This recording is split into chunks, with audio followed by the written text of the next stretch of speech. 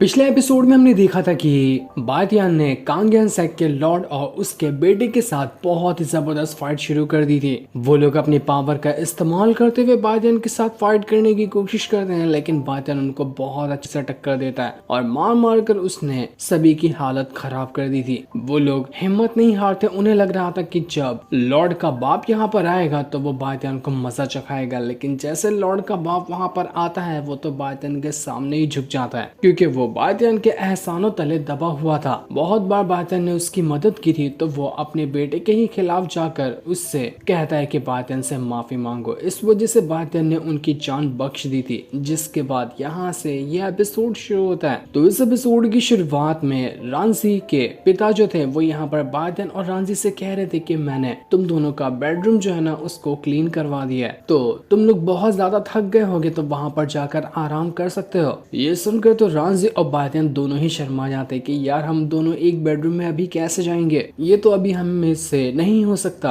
तो रांझी जो थी वो यहाँ पर बातियान से कहती कि एक काम करते हैं, हम बाहर घूम कर आते हैं। तुम्हें पता है आज ना लैंटर्न फेस्टिवल है, बाहर हजारों तरह के लैंटर्न वगैरह लगे होंगे, तो चलो हम उसे ही देखने चलते हैं, बहुत मजा आएगा। तो बातियान भी उससे कहता है कि हाँ ठीक है, मैं भी तुम्हारे साथ चलूंगा, यहाँ पर एक साथ बेडरूम में रहने से तो वो अच्छा ही होगा। लेकिन तो बहुत ही ज्यादा उन दोनों का मजाक उड़ा रही थी और वो उनका और ज्यादा मजाक उड़ाने के लिए उनसे कह देती कि तुम्हें पता है मैं तो बहुत ज्यादा थक गई हूँ, तो मैं आज ना रात को यहीं पर रुकने वाली हूँ, तुम दोनों जाओ और आराम से उस फेस्टिवल का मजा लेकर आओ, दोनों अकेले जाओगे तो बहुत अच्छा होगा। ये सुनकर तो रांझी और ज्यादा शर्मा रही थी, लेकिन उसको खुशी भी होती है कि काफी दिन बाद मुझे बातियान के साथ अकेले टाइम बिताने का मौका मिलेगा। ऐसा मौका कहाँ ही जल्दी आता है, इसलिए वो और बातियान रात को ही उस लैंटर्न फेस्टिवल के लिए जा चुके थे। गलियां जितनी भी थी वो सभी पूरी लैंटर्न से भरी होती हैं, काफी खूबसूरत वो नजारा था और यही देखने के लिए ये दोनों यहाँ पर आए हुए थे। रांझी को जो अच्छा लगता वो उस दुकान पे जाकर वो सामान खरीदने लग जाती और बातियान को अपना पूरा शहर घुमा रही थी ताकि बातियान को खुश कर सके। बड़े दिनों बाद वो उसके शहर में आया था ना, तो वो यहाँ पर उसको जितना हो सकता था उतना घुमाने की कोशिश कर रही थी। वो उससे कहती कि बातियान तुम्हें अच्छा लग रहा है ना, देखो वहाँ पर कितना अच्छा लैंटर्न है, उम्मीद है कि मेरे साथ आना तुम्हें अच्छा लग रहा होगा। वैसे फूजिन के बारे में तुम्हें पता है, मैंने सुना कि वो दूसरे सेक्टर में जा चुकी है, सब ठीक तो है ना? तो बातियान कहता है कि हाँ ठीक तो सब है, लेकिन मेरी उससे मुलाकात नहीं हुई। जब तक कि मैं इंपीरियल सिटी में वापस नहीं जाता ना, तब तक कम ही चांस है फूजिन से दोबारा मिलने का। ये लोग यहाँ पर आराम से बातें कर ही रहे थे कि कबाब में हड्डी बनते हुए वहाँ पर चैन पहुंच जाती है। चैन भी बातियान की काफी पुरानी दोस्त है, वो भी बातियान के ऊपर मरती है, लेकिन बातियान उसको भाव नहीं देता। वो बातियान को देखकर कहती कि बातियान तुम यहाँ पर, मुझे नहीं पता था कि तुम मुझे यहाँ पर मिल जाओगे, बड़े दिनों बाद हम मिल रहे हैं, बहुत अच्छा लग रहा है। तुमने मुझे बताया क्यों नहीं कि तुम यहाँ पर आ रहे हो? वो जब यहाँ पर बातियान से इतना करीब हो रही थी तो रांझी को गुस्सा आने लगता है कि इतना अच्छा भला हम दोनों को यहाँ पर अकेले टाइम बिताने का मौका मिल रहा था, लेकिन ये कहाँ से टांग घुसेने के लिए आ गई। चैन कह रही थी कि बातियान तुमने मुझे याद किया क्या? मुझे तो पक्का यकीन है कि तुमने मुझे याद किया ही होगा, मैं हूँ ही जो ऐसी। लेकिन बातियान उसका हाथ अपने हाथों पर से हटाते हुए उसको थोड़ा साइड कर देता है, क्योंकि उसको भी पता था कि वो यहाँ पर आया है रांझी के साथ, अगर वो ज्यादा ही चैन के करीब रहेगा तो रांझी को बुरा लग जाएगा।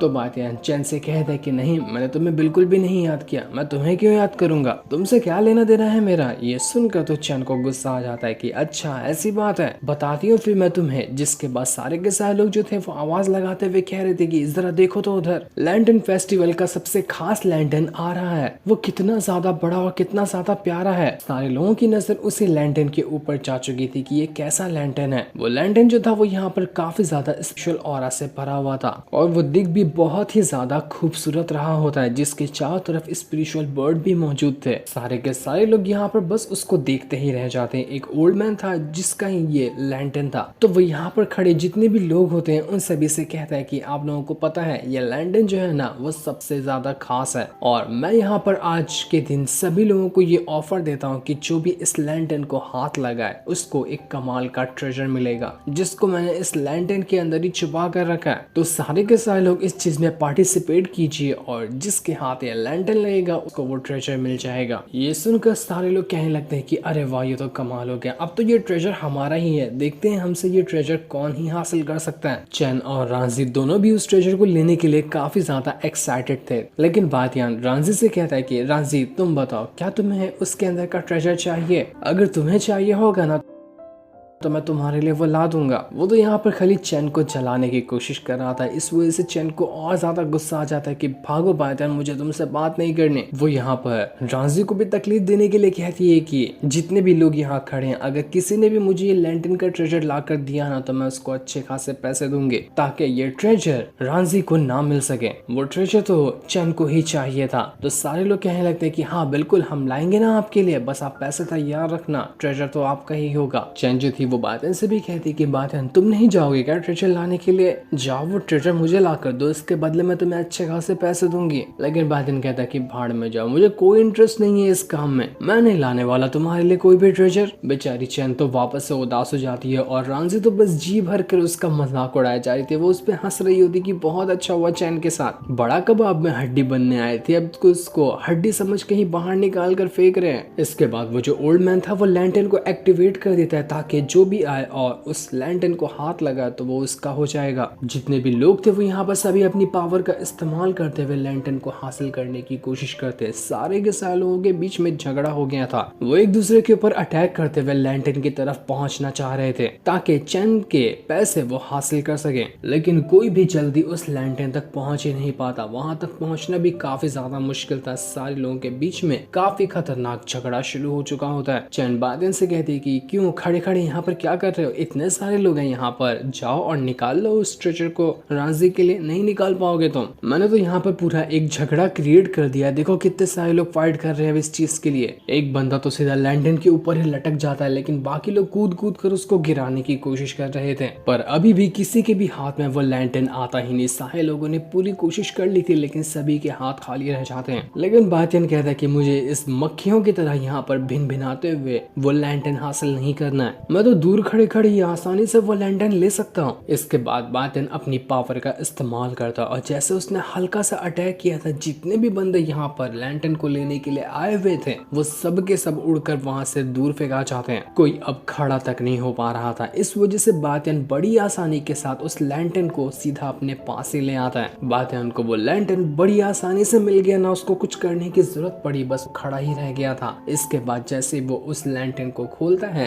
उसके अंदर से एक हेयर पिन बाहर निकल कर आता है जो कि बहुत ही ज्यादा कमाल का और काफी प्रीशियस लग रहा था। ये हेयर पिन लड़कियों वाला होता है जो लड़कियां अपने बालों में लगाया करती हैं। तो बातियन वो हेयर पिन लेता है और सीधा अपने ही हाथों से उसे रांझी के बालों में लगा देता है। रांझी की तो खुशी का ठिकाना नहीं था कि बातियन आज उसका कितना ज्यादा साथ दे रहा है। इसके बारे में मैंने कभी नहीं सोचा था कि कभी बातियन भी मेरा इतना अच्छे से ख्याल रखेगा। बेचारी चैन की तो हालत खराब हो गई थी। वो बातियन से कहती कि भाड़ में गए तुम, जिंदगी में कभी भी मुझे अपनी शक्ल मत दिखाना। वो पूरे गुस्से के साथ रास्ते में खड़े लोगों को धक्का मारते हुए वहां से भाग जाती है। जिसके बाद बातियन और रांझी दोनों वापस से उस लैंटर्न फेस्टिवल को अच्छे से देखने लग जाते हैं। दोनों बहुत ज्यादा खुश लग रहे थे। रांझी जो थी वो यहाँ पर बातियन से कहती कि बातियन तुम्हें पता है मैंने ना बहुत टाइम से इसके बारे में सोचा, लेकिन अब मैंने डिसाइड कर ही लिया है कि मैं कल्टीवेशन करने के लिए जाऊंगी। मुझे अपनी कल्टीवेशन पे ध्यान देना चाहिए। अब मेरी ट्रेनिंग कितनी भी ज्यादा हार्ड क्यों ना हो, मुझे उससे फर्क नहीं पड़ता, बस मुझे कल्टीवेशन के लिए कोई अच्छी जगह चाहिए। तो बातियन कहता है कि अच्छी जगह चाहिए, तो मेरे दिमाग में एक जगह है। तुम्हें पता है अभी मैं ना जहाँ पर गया था स्काई फायर को लाने के लिए, वो माउंटेन बहुत ज्यादा कमाल का है, वहाँ का स्पिरिचुअल ऑरा भी सही है और वहाँ की जो थंडर पावर है ना वो तुम्हें बहुत पसंद आएगी। तो मेरे ख्याल से तुम्हें उसी माउंटेन पे जाना चाहिए अपनी कल्टीवेशन को दोबारा से शुरू करने के लिए। और हाँ, मेरे पास तुम्हारे लिए एक छोटा सा गिफ्ट भी है। वो यहाँ पर एक जेड निकालता है और रांझी को देते हुए कहता है कि इस जेड को अपने पास रखना। जब तुम माउंटेन पे जाओगे और वहां पर तुम्हारे सामने कोई भी खतरा आया ना तो ये जेड जो है वो तुम्हारी हेल्प करेगा। ये जेड मार्शल एम्परर रेल्म का कोई भी पीक लेवल का बंदा होगा ना उसके भी अटैक को रोकने के लायक है। तो ये छोटा सा गिफ्ट है मेरे पास तुम्हारे लिए, इसे अपने पास रखो और उस माउंटेन पे जाकर अपनी कल्टीवेशन अच्छे से बढ़ाना। रांझी कहती कि नहीं नहीं बातियन, मुझे ये नहीं चाहिए, ये कितना ज्यादा कीमती होगा, तुम्हारे भी ये आगे काम आएगा,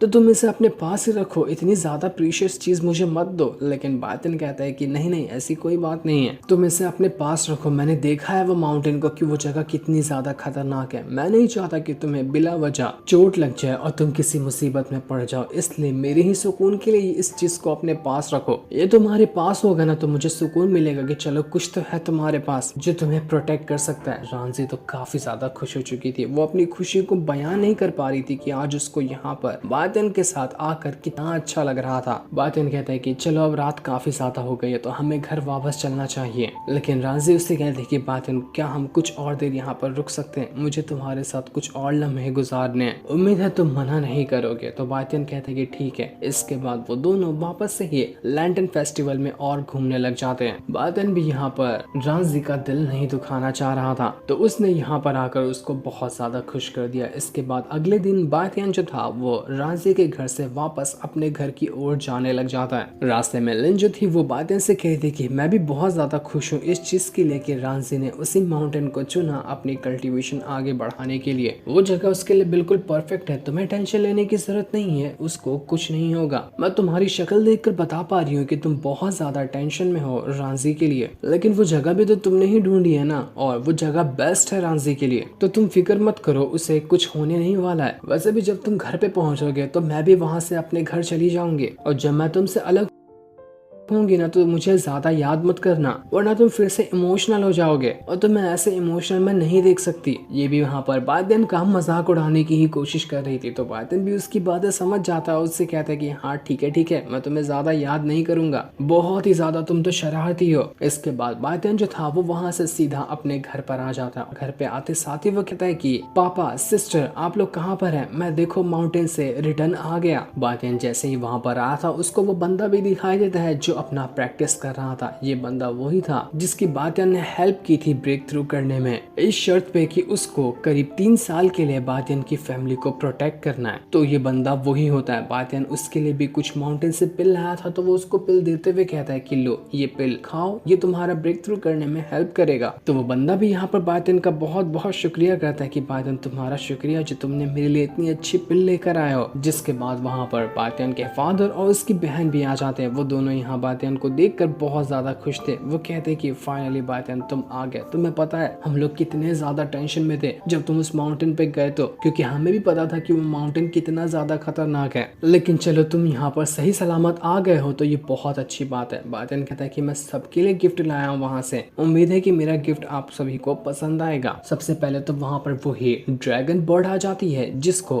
बातिन की बहन ने कंपटीशन के अंदर हासिल किया था। वो भी अपना गिफ्ट लेने के लिए आई हुई थी। तो बातिन के पास जो छोटी सी पिल होती है वो भी उस पिल को बर्ड को खिला देता है ताकि वो बर्ड अपनी और ज्यादा पावर को अच्छी तरह से महसूस कर पाए। पिल को खाते साथ ही बर्ड की पावर काफी अच्छी तरह से इंक्रीज भी होने लग गई थी। तो वो बर्ड बहुत ज्यादा खुश हो जाती है। बातिन अपने पिता से कहता है कि मुझे पता है कि मैं आपको ना दुनिया का कोई भी बड़े से बड़ा गिफ्ट ला कर दूं लेकिन वो आपको उतना ज्यादा खुशी नहीं देगा, लेकिन मुझे पता है कि क्या चीज आपको सबसे ज्यादा खुशी देने वाली है। आपको टेंशन लेने की जरूरत नहीं है। कुछ ही टाइम के अंदर मेडिसिन वैली का कंपटीशन जो है ना वो शुरू होने वाला है। मैं वो कंपटीशन जीतने के बाद पक्का मैं माँ को रिटर्न ले आऊंगा। जब मैं माँ को रिटर्न लेकर आऊंगा ना तभी आपको खुशी महसूस होगी, तो आप बिल्कुल फिक्र मत करना। मैंने आपसे वादा किया है कि मैं माँ को लेकर आऊंगा तो दुनिया इधर की उधर क्यों ना हो जाए, मैं उन्हें लेकर आऊंगा ही आऊंगा। दोस्तों अगर शायद आप भूल रहे हैं तो बहुत टाइम पहले जब बातिन बिल्कुल ही बच्चा था तब मेडिसिन वैली वालों ने बातिन की माँ को उठा लिया था, क्योंकि उनके अंदर किसी खास तरह की पावर थी और मेडिसिन वैली वालों ने कंपटीशन रखा है कि जो भी कंपटीशन जीतेगा उसे ही बातिन की माँ को सौंप दिया जाएगा। तो इसी वजह से बातिन उस कंपटीशन को जीतना चाहता है ताकि अपनी माँ को बचा सके। बातिन कहता है कि सब लोग तो यहाँ पर है लेकिन मेरे होने वाले जीजा तियान लोंगजी कहाँ पर हैं, वो मुझे दिखाई नहीं दे रहे हैं। तो बातिन की बहन कहती है कि वो तियान लोंगजी जो है ना वो अपने सेक्ट में गया हुआ है ताकि एंगेजमेंट जो है उसकी तैयारियां कर सके। 10 दिन के अंदर ही हमारी एंगेजमेंट तय कर दी गई है। तो बातिन भी कहता है कि अरे वाह, ये तो बहुत अच्छी बात है, आपको कॉन्ग्रेचुलेशन, हमारी जो शादी होने वाली है बड़ा मजा आएगा। लेकिन बातियन के फादर जो थे वो उससे कहते कि हाँ सब ठीक तो रहता, लेकिन तियान लॉन्गजी जो है ना उसको गए हुए 2-3 दिन हो चुके हैं। एंगेजमेंट 10 दिन के अंदर ही थी, लेकिन अभी तक के कोई खबर नहीं आई है तियान लॉन्गजी की। मुझे तो टेंशन हो रही है कि वो रिटर्न आएगा या नहीं आएगा। बड़ी मुश्किल से मैंने इस शादी के लिए हामी भरी है, बस अब आगे चलकर कुछ गड़बड़ी ना हो, वो चीज मैं बर्दाश्त नहीं कर पाऊंगा। बातियन कहता है कि फादर आपको टेंशन लेने की जरूरत नहीं है, मैं बिल्कुल भी आपको और मेरी बहन को उदास होने नहीं दूंगा। मैं जाकर देखूंगा कि आखिर तियान लॉन्गजी के साथ क्या प्रॉब्लम है, वो यहाँ पर कोई भी खबर क्यों नहीं भेजा। तो आप बिल्कुल भी फिक्र मत करो, अगर तियान लॉन्गजी और मेरी बहन चाहते हैं ना ये शादी करना, तो दुनिया की कोई ताकत ये करने से नहीं रोक सकती। बात इनके फादर कहते कि तुम्हें पता है ना कि तियान लॉन्गजी का जो सेक्ट है वो कितना ज्यादा पावरफुल है। अगर उसके सेक्ट वालों ने मना कर दिया ना इस शादी के लिए, तो कोई भी कुछ नहीं कर सकता, बस हमारी इज्जत नीलाम होगी, इससे ज्यादा कुछ नहीं होगा। लेकिन बातियन कहता है कि आप ऐसा कैसे कह सकते हैं, किसी के बाप की औकात नहीं जो हमारी इज्जत नीलाम कर सके। मैं भी तो देखूं कि कौन ऐसा करने के बारे में सोच सकता है। जिसके बाद वो जो बंदा था जो बातियन की फैमिली को प्रोटेक्ट करता है, वो यहाँ पर उससे कहता है कि बातियन तुम्हें पता है मैंने ना अपनी स्वॉर्डमैनशिप की स्किल को एनहांस किया है, मुझे कोई बंदा नहीं मिल रहा था फाइट करने के लिए, तो क्या तुम मुझसे फाइट करोगे, ताकि मैं अपनी स्किल को चेक कर सकूं कि मेरी स्किल जो है वो बढ़ी कितनी अच्छी तरह से है या नहीं बढ़ी है। तो बातियन कहता है कि अच्छा बड़ा कॉन्फिडेंट लग रहा है तुम्हें कि तुम मुझे हरा दोगे, पिछली बार की हार याद नहीं है क्या, चलो ठीक है मैं फिर से तुम्हें हरा देता हूँ। इसके बाद वो वापस से उस बंदे के साथ फाइट करने के लिए चाह चुका था, लेकिन इन दोनों की फाइट यहाँ पर हो पाती कि इससे पहले ही ये वाला एपिसोड यहीं पर एंड हो जाता है।